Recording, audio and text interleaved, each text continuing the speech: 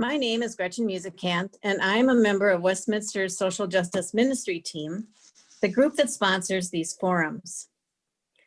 As we meet here together, the Sunday before Indigenous Peoples Day, we are extremely fortunate to have one of the giants of our community, Sharon Day, the Executive Director and one of the founders of the Indigenous Peoples Task Force, formerly known as the Minnesota American Indian AIDS Task Force.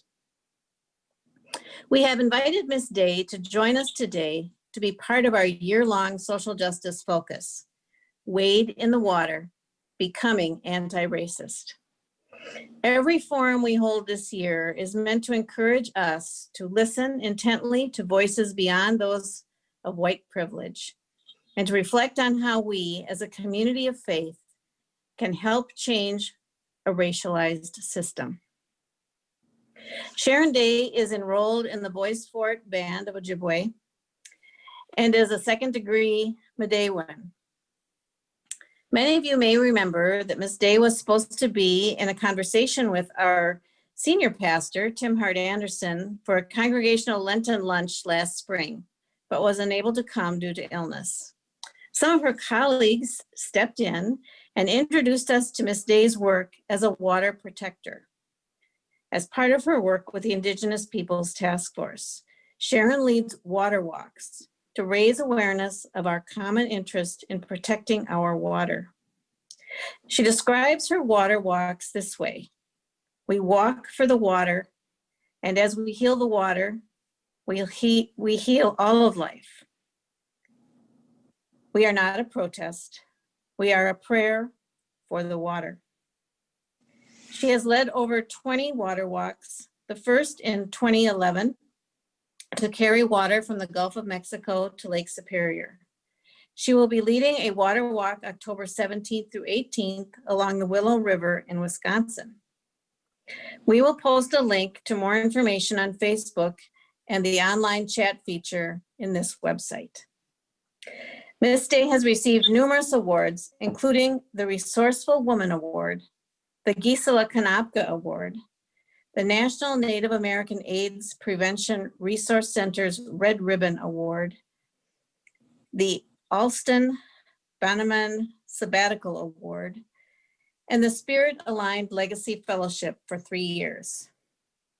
And if that's not enough, she was also honored in 1998 by the Minnesota governor and 2 mayors who named a day after her. With that, I will turn this over to Sharon Day. Please write your questions in the Q&A or chat sections, and I will be back to ask our speaker to address those later in the program. Thank you and welcome, Sharon. Good morning. Buju Ninindaway Maganidug Nagamo Mayangan Indishnakas Wabisheshin Dodam Ojibwe Koyandao Dishnijo Medeo Medewana Koyandao. So what I said is a standard Ojibwe protocol greeting. I said greetings, my relatives. My name is Singing Wolf. I'm an Ojibwe woman, second-degree Midewin, and one of the head water women that was raised up probably 15 years ago. So I'm happy to be here with you this morning, and I was sorry that I missed being here last spring.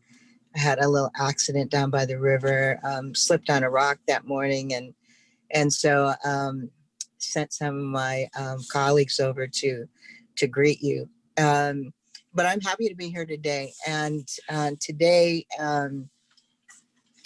we're at the Capitol, and we are doing something called the Tree of Peace.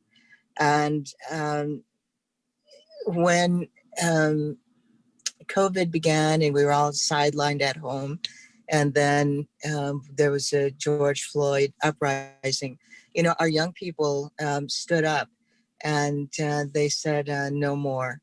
You know, these racist policies must change. And so these young people, you know, they brought us to this brink of a sea change.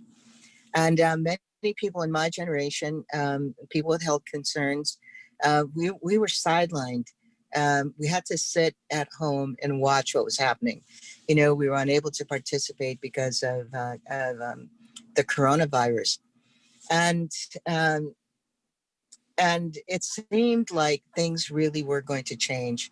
Hennepin County declared racism a public health crisis. The state legislature, the federal government, everybody said, "Oh, we're going to change some of these racist practices within the criminal justice system." And it felt like we were on our way. And then when the legislature went into session, the only thing they did was bar chokeholds. They did nothing else about some of the other policies that were uh, that needed to be changed, and that was all they did. And then they went home. And the same thing happened at the federal level. And one day, I just felt very rageful, I think, about what was happening, the backsliding, the retrenchment, and so I thought, like in the old days, in the Ojibwe culture, the grandmothers would march into the lodge, and they would escort somebody out who was acting uh, this way. Uh, in our culture, we believe that you're a leader as long as you have the best interests of the people in mind. And once your own interests become more important, then you're no longer a leader. And I thought that's what we should do, the grandmothers, we need to do something. And so I thought about that we should make banners and take them to Washington, D.C., to Lafayette Square, and then hang these banners on the White House, telling the president exactly what we thought. And I sat with that idea for a little while, and I thought about it, and then it came to me that we should follow like our own principles of the water walks, and maybe we should create these prayer cloths with a message to the future, a message to future generations of young people, to tell them what we wish for them, what we hope for them, and also to do it before the election. So that the idea was we would take these prayer cloths, go to Washington D.C., and let all the legislators as well know, Congress knows before they go home for the recess. And a couple weeks later, my friend Sarah Thompson was doing a concert in her backyard, and she was in this meadow, and behind her were these beautiful trees. Those ones we call the standing ones were just so magnificent and so beautiful. And so then it evolved. Okay, we should make leaves for a tree. And and as we sow those leaves, putting in medicine and all of our hopes and dreams for the future. What do we wish for our grandchildren's grandchildren?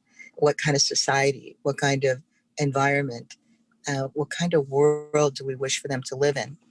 And so then I sent the invitation out, and we were supposed to be in Washington D.C. last weekend, but they shut down Lafayette Square. Black Lives Matter was shut down, and the Native American Museum was using its outdoor area as a staging area because they just opened their doors. And so then I thought, well, we'll do it at the state capitol. So that's where we are this morning. We have a beautiful tree. My daughter and I went up to Lake Superior, and we were walking along the beach in Park Point, and I saw this beautiful piece of driftwood, whitened by the sun and the water. And I thought, that's the tree. And so the next weekend, my daughter Melissa and my young friend Nicole, we drove up there, and we took a saw with us because it was too heavy for us to carry. And so we sawed it, and then we had about a mile to carry it to the truck. And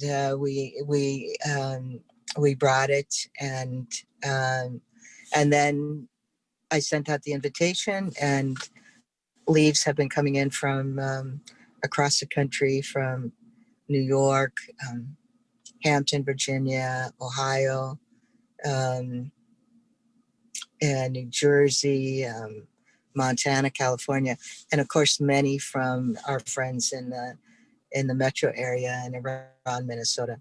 And these leaves, they're so exquisite and so beautiful. You can see the care that the women and the men put into these leaves, and the messages to the future generations are to be loving people, to create a just society, to take care of the water, to take care of the earth, and to love each other. And so, well, then, to make this tree that's been lying down for so long on the beach be able to stand up took a little bit of engineering. And but we did it. And so this morning we're at the steps of the Capitol, and we'll have a ceremony. There'll be speakers and people from uh, the lieutenant governor will be here. We'll have musicians, and it's just going to be Mashika dancers. It's just going to be a wonderful celebration. And when we walk for the water, and when we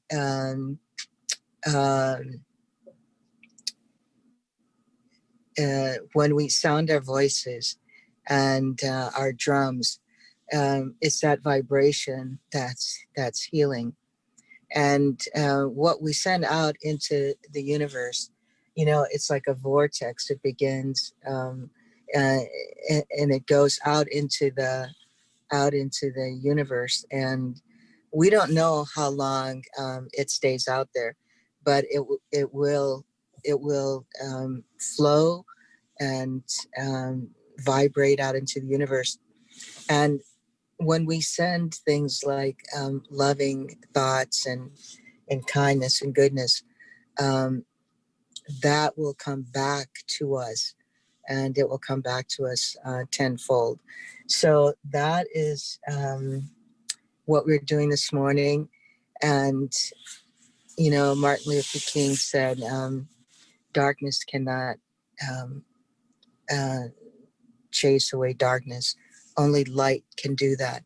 And, hatred just breeds more hatred. Now, he didn't say exactly that, but that's the point. But only love can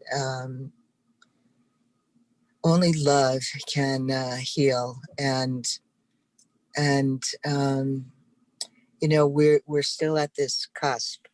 I believe that we still can create this sea change, but it will take every single one of us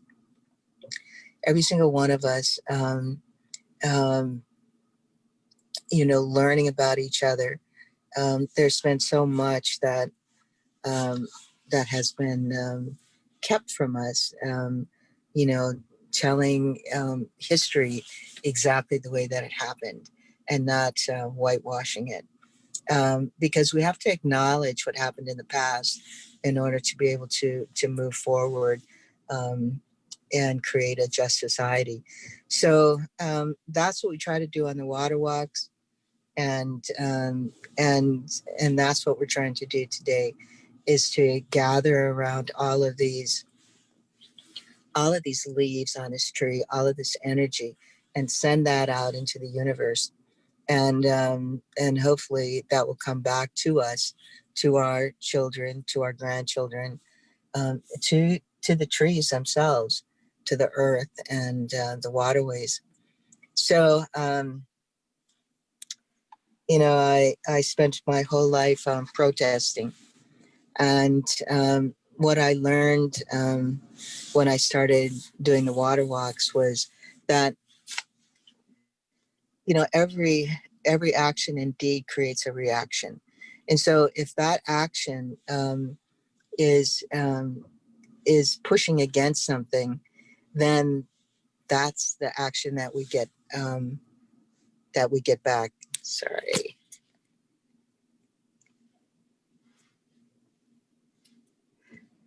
Oh boy. Okay, I don't know if you can still hear me, but I seem to have lost the Zoom link. Yes. Yeah, we can hear you, Sharon. I can't see you, but I can still hear you, which is wonderful. Okay. Well, I'll just continue then. Oh, here it is.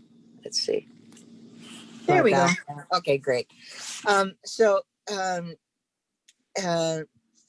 every action creates a reaction.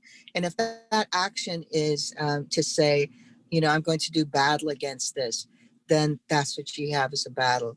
And so, what I wish to do with these, remaining years of my life is to like move forward in the spirit of love and bring as many people along with me as I can.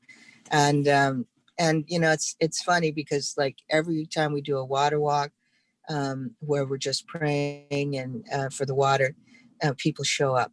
Every time we send out an invitation, people show up, and just this outpouring of these leaves that contain, and contain the thoughts and the hopes and the desires of the people who made them. That is what's so incredible. And I tell my friends who are white, like if you don't, look on your boards, look in your congregation. If everybody looks like you, there's something wrong. If you need to become acquainted with somebody, somebody who's Black, Latina, Indigenous, go make some friends. Like go join a board of directors, go volunteer in a community, but go find yourself somebody who can, because that's the only way we change, when we protect that which we care about, and that's that whole mother bear syndrome, right? Like you take care of what you love. And I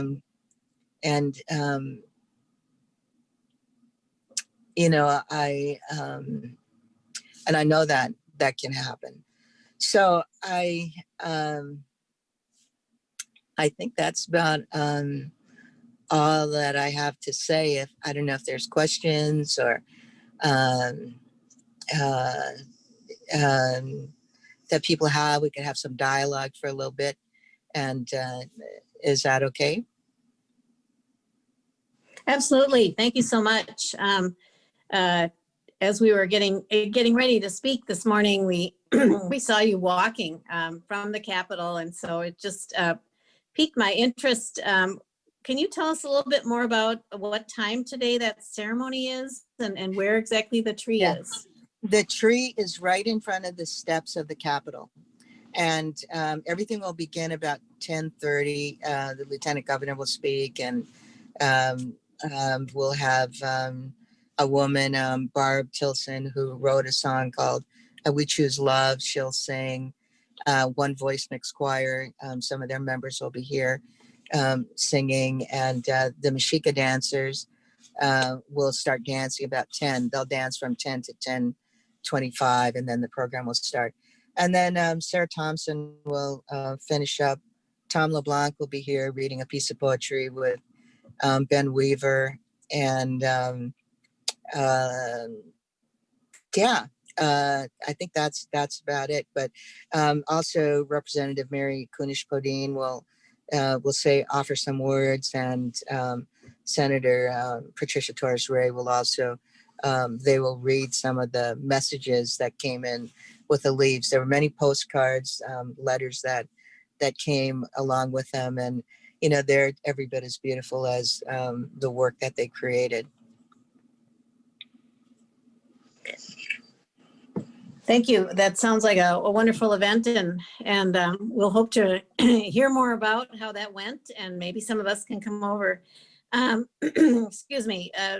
in my introduction, I talked a little bit about your planned walk along the Willow River. I'm wondering if you can tell us why you chose that location and what you're hoping to pull together, or the spirits or the direction that you're hoping will emerge as part of that walk.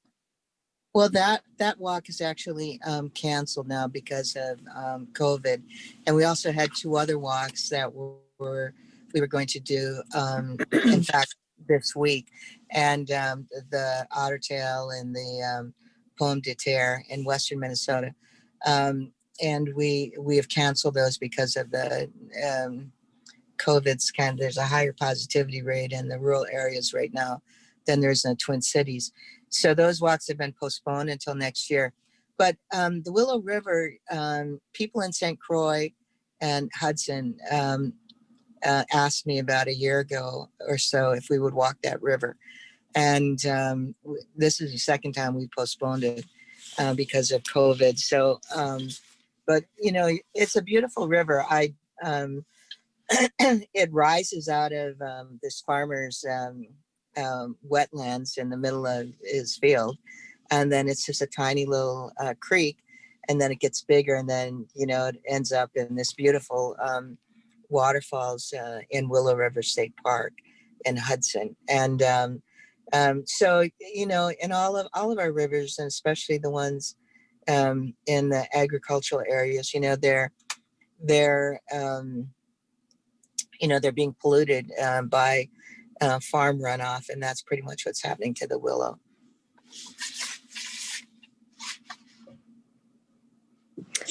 Thank you. Thank you. I'm sorry that that's been postponed for COVID, but COVID has overwhelmed so many things in our lives these days.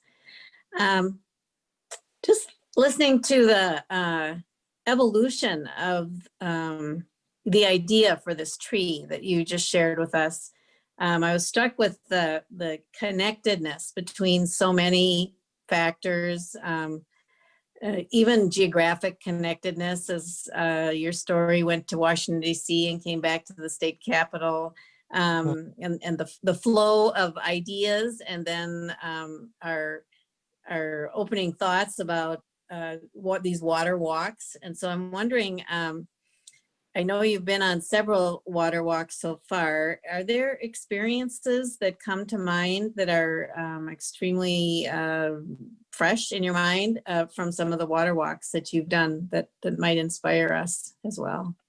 Yeah. Just one thing about sort of how things evolve. And I think, you always have to have a plan B and sometimes a plan C. And when we're walking, things don't show up on a GPS as they always are in real time. And so when we were walking the Red River last year, we were going up this road along pretty close to the river. And I drove up ahead that morning because it showed a little construction. Well, the road was actually closed. And so there was another on the GPS. It showed another road that went closer to the river, kind of, in the agricultural areas, there's these small little roads every mile square. And so we drove down the road, and there was a farmer, and I asked him if we could walk along that road, and because he had it blocked off with a semi, and he said, no, nobody's going on that road. And so we left. And we drove, but he said, but you can drive over that construction.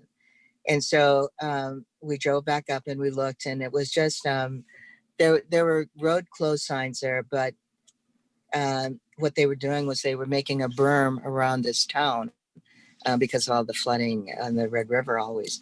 And so that's what we did. We just moved the signs and, walked right through it and continued on our way.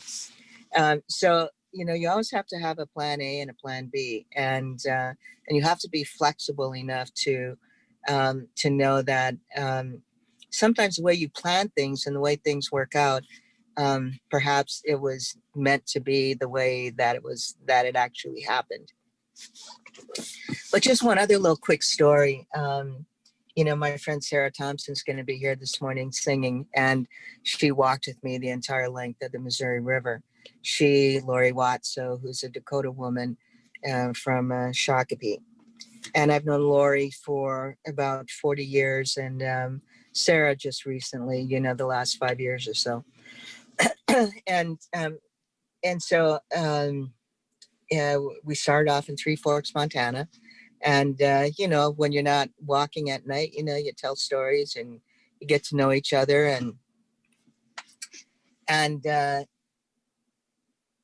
you know, the Dakota people were moved out of Minnesota after the 1862 uprising. And Lori's great-great-grandmother was one of the women who were sent on a barge down to Davenport, Iowa. And then they were moved to Crow Creek, South Dakota. And as we approached South Dakota, we'd been walking, you know, like a month, 6 weeks by then. And we picked up, there was a woman who joined us at Crow Creek. Her name was Mona Renkentori. And she told us a story about, we were crossing over this river, there was a high bridge over a creek down below, tributary of the Missouri, and it was American Creek. And she told us about, this is where the barges dropped all the Dakota people off down below when they were removed from Minnesota. And, you know, there were 3,000 Dakota people who were moved there, and almost half of them perished. Because the men who were bringing the food for them, there was no infrastructure there. The men who were bringing the food, they sold the food along the way. Well, Lori's great-great-grandmother survived, and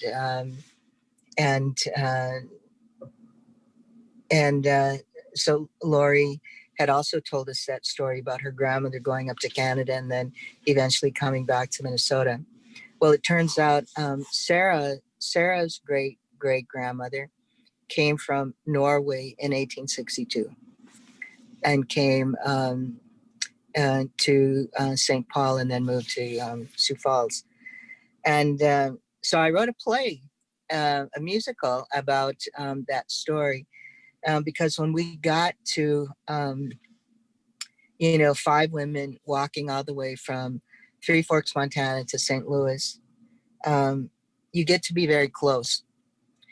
And, you know, Lori, I asked them to think about, like, what do you think your great-great-grandmother took with her in a satchel as they were forced out of Minnesota? And I asked Sarah to think about, what do you think your great-great-grandmother brought with her from Norway when she came to this country? And 2 women, you know, speaking different languages, and you know, what Lori said was, what happened on the water walk, the word forgiveness cannot hold what transpired between the walkers. And you know, one white woman, one Dakota woman, and you know,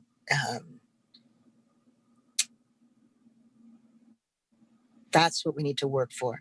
You know, when people talk about reparations, whatever that is, it needs to hold more than the word forgiveness.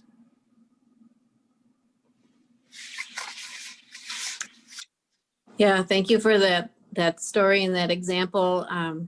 I was inspired by the specificity of the ideas that you had for us a little bit earlier when you were talking about ways for us to reach out of our sameness and into other venues where we can be in relationship. So beyond just listening to people one-off, but forming relationships by, I think your suggestion was being on boards or joining different organizations. And I think your story also illustrates the depth that comes out of the conversation and interchange and relationship that's beyond just learning. And sometimes I think it's a great step to start with books and listening to speakers, but moving to those next steps where we have relationships and we can really find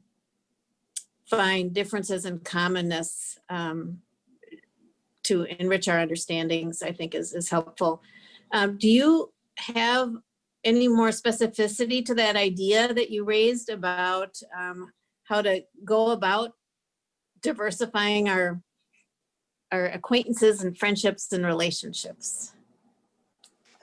No, not really. I mean, I think, like I say, like if you're, you know, I worked in state government for 10 years, and you know, I worked with the legislature, and you know, that was 40 years ago.